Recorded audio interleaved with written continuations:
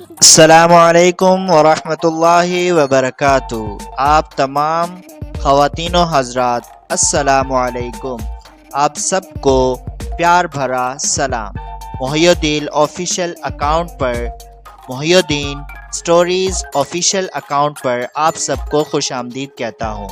آج کی جو اسٹوری ہے وہ ہے ویران زندگی قسط نمبر 3۔ انشاءاللہ بنا دیری کیے کہانی کی طرف بڑھتے ہیں۔ انشاءاللہ آپ کے سامنے کہانی سٹارٹ کی جائے گی۔ ویران زندگی جمیلہ نواب قسط نمبر 3۔ تو آج کی جو قسط ہے وہ قسط نمبر 3 ہے۔ ہانی کو ڈرائیور ایک پرانے محلے میں چھوڑ کر چلا گیا تھا۔ گلی میں موجود کچھ لوگوں نے ہانی کو اتنی خوبصورت گاڑی سے اترتا دیکھ ایک دوسرے کو حیرانگی سے دیکھا تھا۔ ان کی نظروں میں فقط کھوج تھی جو ہانی کو سر تا پیر دیکھ کر وہ کر رہے تھے۔ ہانی نے دوپٹہ اور اچھے سے اپنے ارد گرد لپیٹ کر اپنے گھر کا دروازہ کھٹکھٹایا تھا۔ تقریباً 10 منٹ بعد دروازہ اس کے ماموں نے کھولا تھا۔ انہوں نے ناگواری سے اسے دیکھ کر اندر آنے کا راستہ دیا تھا۔ ارے اندر کدھر آ رہی ہیں میڈم جی، جاب ملی؟ مامی نے ہانی کو آڑے ہاتھوں لیا تھا۔ جی مامی، کل سے 7 بجے جاؤں گی۔ اس کے ساتھ ہی ہانی نے ہادی کے ساتھ ہوئی جاب کی نوعیت کے حوالے سے ساری باتیں دونوں کی گوش گزار کر دی تھی، جسے سنتے ہی دونوں کی آنکھوں میں چمک پیدا ہوئی تھی۔ ارے واہ میری بیٹی، چلو تم منہ ہاتھ دھو لو، میں کھانا گرم کرتی ہوں۔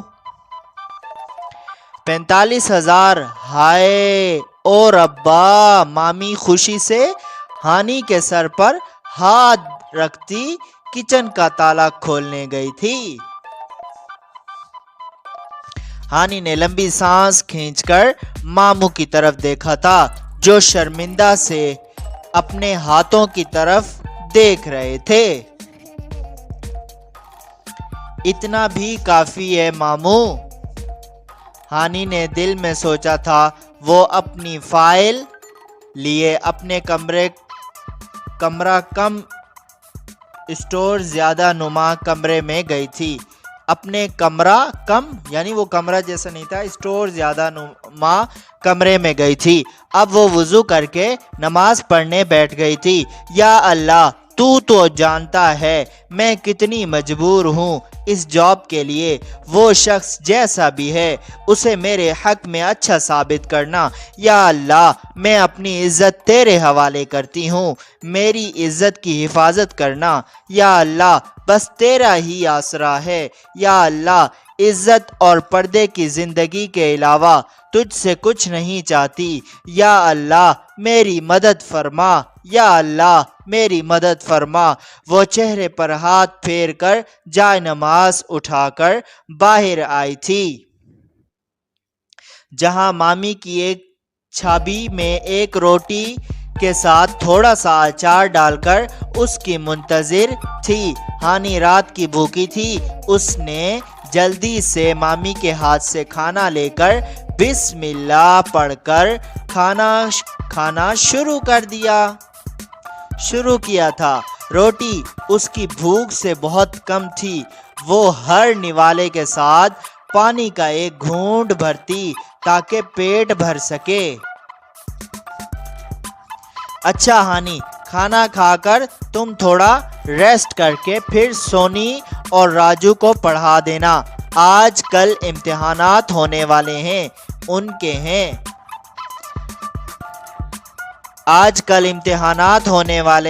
کے۔ میں ذرا کام دیکھ لوں۔ مامی کہہ کر اٹھ چکی تھی۔ وہ کھانا کھا کر کچھ دیر سستانے لیٹ گئی تھی۔ دیکھیں سعدیہ، آپ لوگوں کی امانت ہے۔ 5 سال ہو گئے ہمیں آپ کی امانت سنبھالتے۔ اب جا کر اگر آپ لوگوں کو خیال آ ہی گیا ہے تو بس دیر نہ کریں، آج ہی اس کو اپنے ساتھ لے جائیں۔ بھائی ہمیں تو کوئی اعتراض نہیں۔ بڑی بھابھی نے تابوت پر گویا آخری کیل ٹھونکا تھا، ان کی بات ہی حرف آخر سمجھی جاتی تھی۔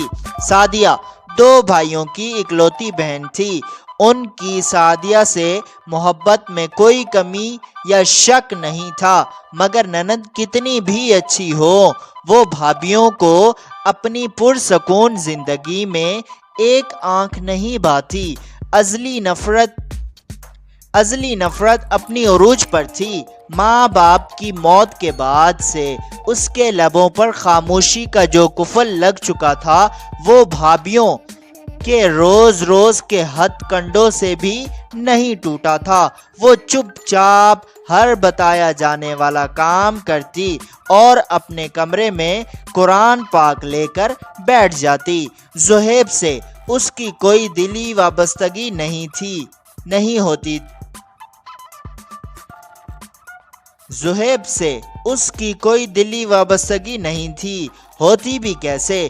جو شخص منقوہ کے نام پر ہر ماہ ہزاروں اس کے بھائیوں کو بھیج کر اپنا فرض ادا کر رہا تھا، اس کے لیے بھی وہ ایک انچاہا بوجھ، انچاہی ذمہ داری ہے۔ وہ یہ بات مان چکی تھی۔ وہ گھر کے پرانے کپڑے پہنے ہوئے تھی جو کہ اپنی میعاد کب کی پوری کر چکے تھے۔ گھر میں سعدیہ کے علاوہ ہر فرد آج زہیب اور اس کی چاچا چاچی کی آمد سے واقف تھا۔ اگر کوئی بے خبر تھا تو وہ سعدیہ تھی، جسے آج فجر کے بعد سے گھر کے ہر کام میں الجھا دیا گیا تھا۔ وہ اس وقت بھی کچن میں ابتر حلیہ میں کھڑی، سارا کھانا تیار کر کے بریانی کو دم لگا کر اب کچن صاف کر کے برتن دھو رہی تھی، جب اس کی چھوٹی بھابھی کے 15 سالہ بیٹی، جو کہ کافی اچھے سے تیار ہوئی تھی، اس کے پاس آئی تھی۔ امی کہہ رہی ہے جا کر نہا لو، اور جو جوڑا وہ نکال کر رکھ آئی ہیں وہ پہن کر تیار بھی ہو جاؤ۔ سچ کہا ہے کسی نے، کس سے کیسا رویہ رکھنا ہے؟ سچ کہا ہے کسی نے، کس سے کیسا رویہ رکھنا ہے؟ بچہ اس بات کا فیصلہ اپنے بڑوں کو دیکھ کر کرتا ہے۔ سعدیہ کے ساتھ ہر کسی کا رویہ نوکروں والا تھا۔ بچے بھی اپنی اکلوتی پھپھو کو گھر کا فقط نوکر سمجھتے تھے، جس سے جیسا بھی رویہ رکھا جا سکتا تھا۔ شروع میں بھائیوں کو اعتراض ہوا تھا، مگر پھر آہستہ آہستہ گھر کا سکون بنا رہے اور سعدیہ کو کم سے کم ذلیل کیا جائے، وہ یہ سوچ کر چپ کر گئے تھے۔ سعدیہ نے اپنے بھائیوں کو بیویوں کے آگے مجبور مان کر اپنے دل سے امید اور توقعات کا ہر صفحہ اکھاڑ پھینکا تھا۔ وہ پرسکون تھی۔ ہر بار امید کی موت انسان کو نا امید نہیں کرتی۔ شاید انسان بھول گیا ہے خدا کی ذات سے نا امیدی کفر ہے۔ اس کی بنائی مخلوق سے نا امیدی تو صحیح معنوں میں زندگی کا نام ہے۔ ایسے کیوں دیکھ رہی ہو؟ جاؤ۔ بھائی کی بیٹی بدمزہ سے بولی تھی۔ سعدیہ نے آخری برتن کو دھو کر رکھا تھا۔ وہ ماتھے پر آیا پسینہ دوپٹے سے صاف کرتی کچن سے باہر آئی تھی۔ وہ کمرے میں آئی تھی جہاں ایک کام والا جوڑا بیڈ پر پڑا تھا۔ وہ اس کی ماں نے اس کی بری کے لیے بہت پہلے بنا کر رکھا تھا۔ اس کی بری کے لیے بہت پہلے بنا کر رکھا تھا، جو ماں کے انتقال کے بعد سے اس کی ماں کے باقی مانندہ سامان کے ساتھ بڑی بھابھی کی تحویل میں تھا۔ ایک آنسو بہہ کر اس کے ہاتھ میں پکڑے جوڑے پر آ گرا تھا۔ اتنے میں دروازہ ناک ہوا تھا۔ ارے ناک کیا کرنا بھائی، شرعی منقوہ ہے تمہاری، چلو اندر کر لو بات۔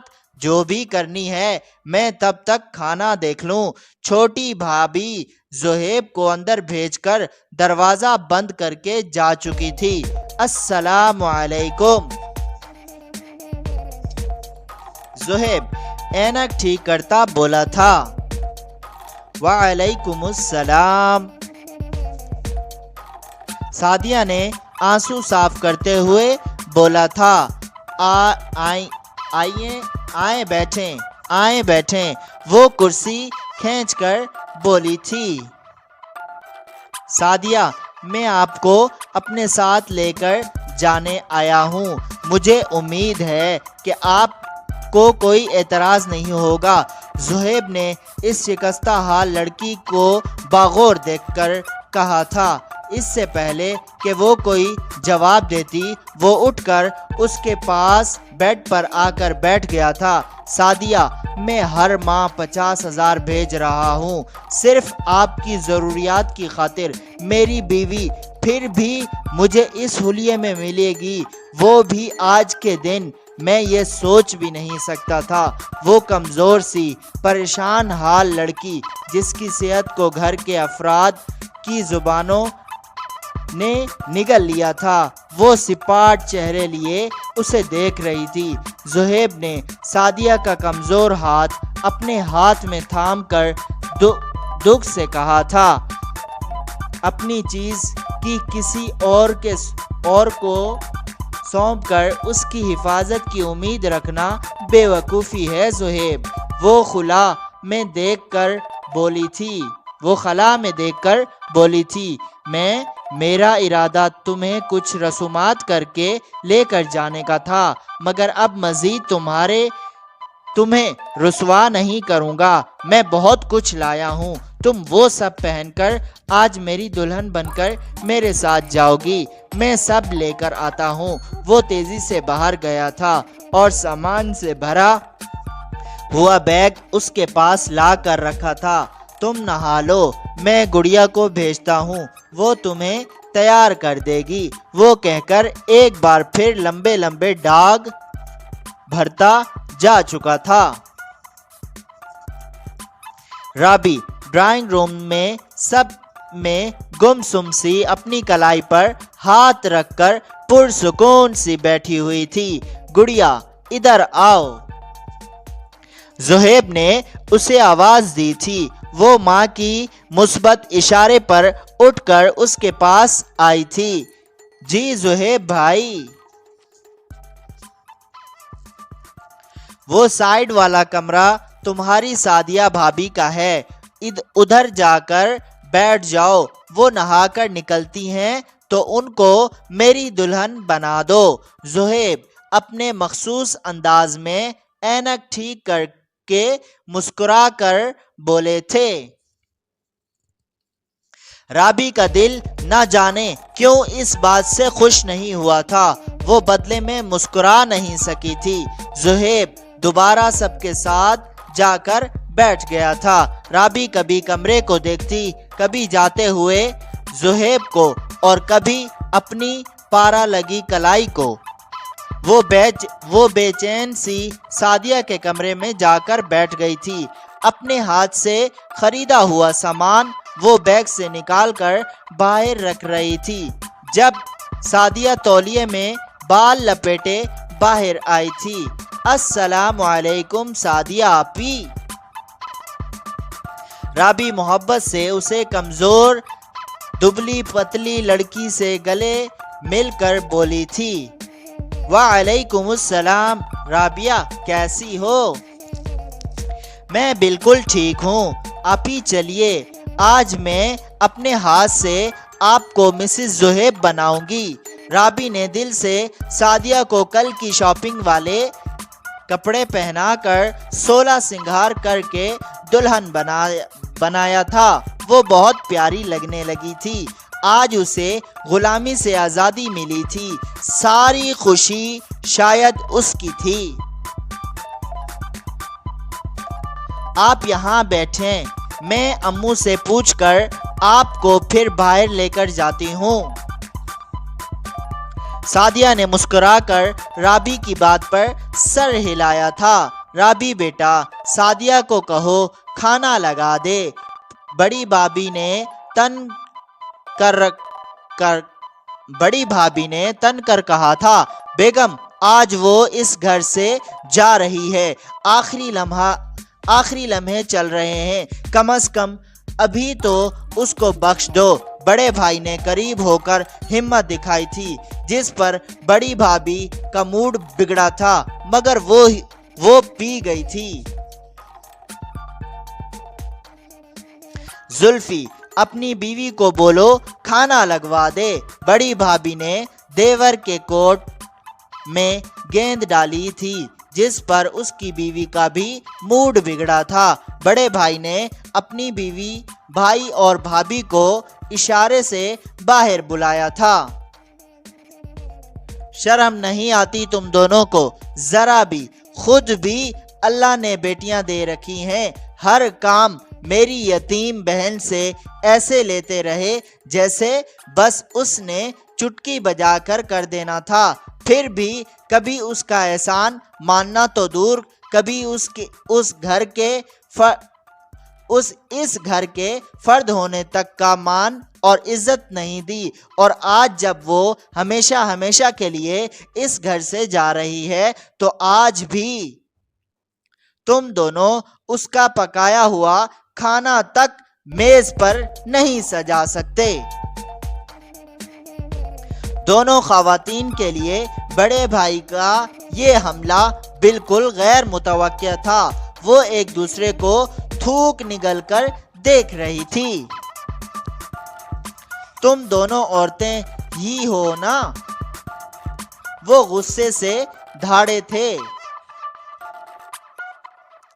میں صرف اپنی بہن کے سکون کے لیے آج تک چپ تھا، مجھے ڈر تھا کہ تم دونوں میری حمایت کی وجہ سے اس کا جینا مزید نہ حرام کر دو۔ اب جیسے کہ وہ اپنے یہ ملک چھوڑ کر جا رہی ہے، تو اب اس پر کیے ایک ظلم کا بدلہ تم دونوں کو دینا پڑے گا، تیار رہنا۔ بڑے بھائی نے چھوٹے بھائی کو ساتھ آنے کا اشارہ کیا تھا۔ دونوں خواتین کی ٹانگیں کانپنے لگی تھی۔ بھائی صاحب کا یہ روپ ان دونوں کے لیے بالکل نیا تھا۔ وہ مزید کوئی بات کیے تیزی سے کچن کی طرف بڑھ گئی تھی۔ دروازے میں کھڑی سعدیہ نے اپنے بھائی کی اس محبت پر اپنا چہرہ بھیگا ہوا پایا تھا۔ وہ مسکرا کر آنسو صاف کر کے کمرے میں آ کر بیٹھ گئی تھی۔ خاموشی سے کھانا کھایا گیا تھا۔ رابی اپنا اور سعدیہ کا کھانا کمرے میں ہی لے آئی تھی۔ اب سعدیہ کی رخصتی کا وقت آ پہنچا تھا۔ یہ اماں جان کہ میرے پاس تمہاری امانت ہے، سعدیہ بیٹا یہ رکھ لو۔ بڑے بھائی نے 10 لاکھ کا چیک ایک ہاتھ سعدیہ کے سر پر ہاتھ رکھ کر دوسرے ہاتھ سے سعدیہ کے ہاتھ میں تھمایا تھا۔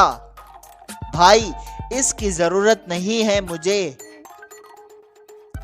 آپ نے اتنا عرصہ اپنے گھر میں رہنے دیا، یہ احسان ہی بہت ہے، آپ یہ پاس رکھیں۔ سعدیہ نے سپاٹ چہرے لیے دونوں بھابھیوں کو دیکھتے ہوئے کہا تھا۔ وہ نظریں چرا گئی تھی۔ بڑے بھائی نے زبردستی چیک سعدیہ کو تھما دیا تھا۔ اب وہ دونوں بھائی بہن کے سر پر ہاتھ رکھ کے رو رہے تھے، جبکہ دونوں بھابیاں شرمندگی اور غصے کے ملے جلے تاثرات لیے ساری صورتحال خاموشی سے دیکھ رہی تھی۔ زہیب نے سعدیہ کا ہاتھ پکڑ کر اسے گاڑی میں بٹھایا تھا۔ رابی کو سعدیہ کی قسمت پر جانے کیوں رشک آیا تھا۔ زہیب، سعدیہ اور رابی گھر کی کار میں، جبکہ شفیق صاحب، پروین بیگم اور وقار نے گھر جانے کے لیے گاڑی منگوائی تھی۔ جاری ہے ملیں گے آپ کو ایک اور نیو ایپیسوڈ کے ساتھ ویران زندگی قسط نمبر 4 میں انشاءاللہ بہت جلد۔ چینل کو سبسکرائب کریں، لائک کریں، شیئر کریں، کمنٹس کریں اور دعاؤں میں یاد رکھیے گا۔ ملیں گے آپ کو۔ اللہ حافظ۔